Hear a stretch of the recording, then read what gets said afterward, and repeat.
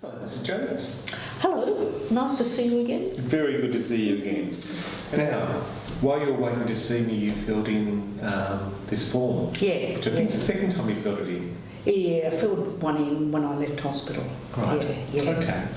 Do you mind if we just briefly discuss what it says here, or was there anything when you filled it in you'd like to highlight for me?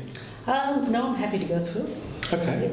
Well, as you probably saw, it's broken up thinking about your mental and physical health. Yeah. How things are going in terms of, for you personally, where you'd like things to go, and then in terms of how things are working in terms of work with other people, social aspects. Yeah.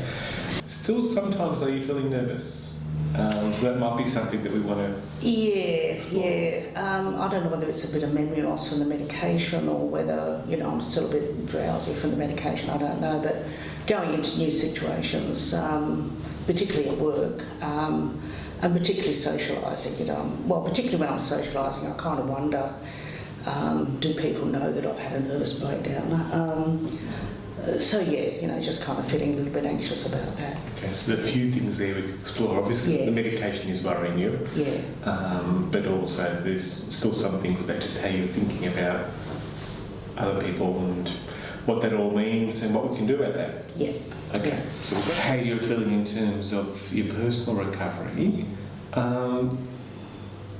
You see here that most of the time you're able to achieve things that are important to you. Yeah. How is that versus how it was a little while ago? Oh, well, being able to get back to work, being able to go out with my friends, being able to go to the shops without having panic attacks. So most of the time, things are good actually. Okay. And then we're looking at social recovery, and you're back to your work full time, back to work, yeah. Which is fantastic. And then looking in terms of how you are getting along with people and things, basically you're saying there's not much in the way of problems. No, I think I've learned how to avoid toxic people, stay away from people who are distressing. It's their problem if they're distressing, it's not mine. So stay away from them. And you said over the last 4 weeks you'd rate your wellbeing as good. Yeah. Yep. So there's still room for improvement. Yeah. Doing okay.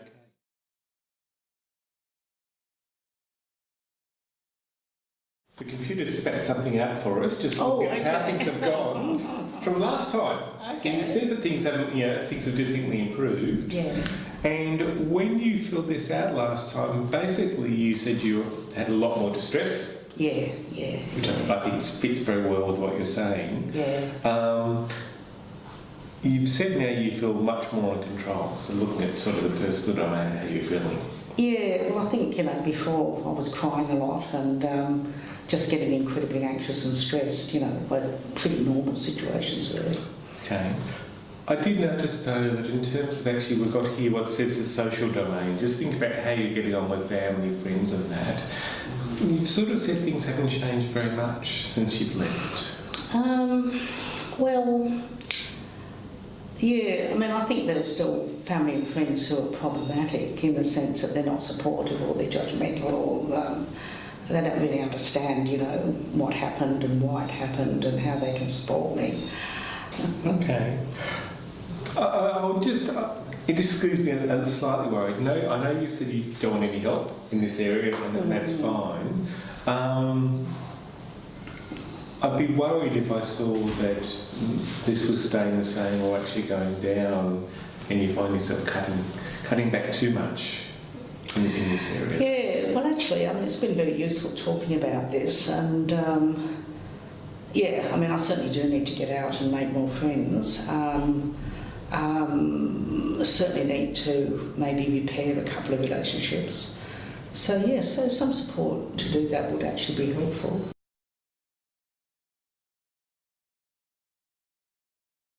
So Liz, we're going to talk through a little bit about the new reports we've got, looking at actually how consumers are rating themselves coming into your service and then moving through the service. Yep, that sounds fine. And looking at how they've rated themselves in terms of their mental and physical functioning, those domains relevant to social recovery and those relevant to personal recovery when they come into your service. And really what this, they seem to be saying is that they're more distressed than people coming into other services, but they seem to have less resources in the social and the personal recovery domain, so than people coming in on admission to other services. How does that fit with what you know about your service? I think it's really useful having a service mean, because you can check out how your team, your service looks against other like services or other teams within your service. I think that's really useful.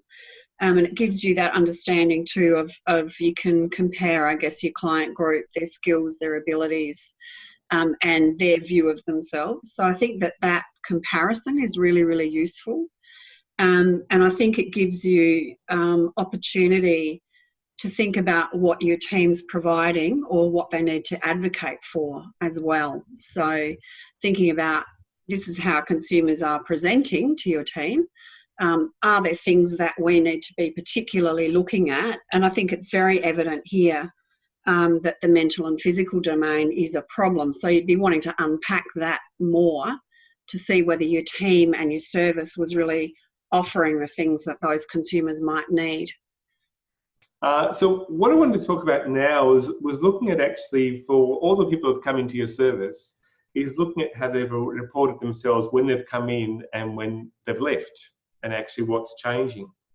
And I have to say, overall, it's not a bad picture for your service. As we discussed before, people are coming in more distressed than they are for other comparable services in the state. But they actually report they're leaving less distressed. And in terms of their social domains and personal domains, they actually report that they're seeing a significant improvement from admission to discharge. Again, does that actually fit with what your clinicians have rated or other information you know about the service? I think it does. I think our clinicians, they certainly report that things have improved, and it's great to have a tool where you can validate that. I guess what struck me here was, in general, your consumers actually are reporting more strengths than people across the state. And I wonder whether you had a sense of, is there something you think your teams have been doing well that's actually promoting that? Well, we certainly look at each team and the teams that are doing well. I suspect there's probably some issues of leadership there, or not issues, but probably strengths in leadership. And perhaps I'd be also looking at that as a proxy measure, I guess, for the way that the team members engage with the consumers that they're working with. Yeah. If they're understanding personal recovery and they're working with consumers, not doing to, then you would hope that a domain like that is going to show that things are tracking along well. And obviously the reverse for a team where things are very poor in that area, you're really going to be looking at team culture there, I think.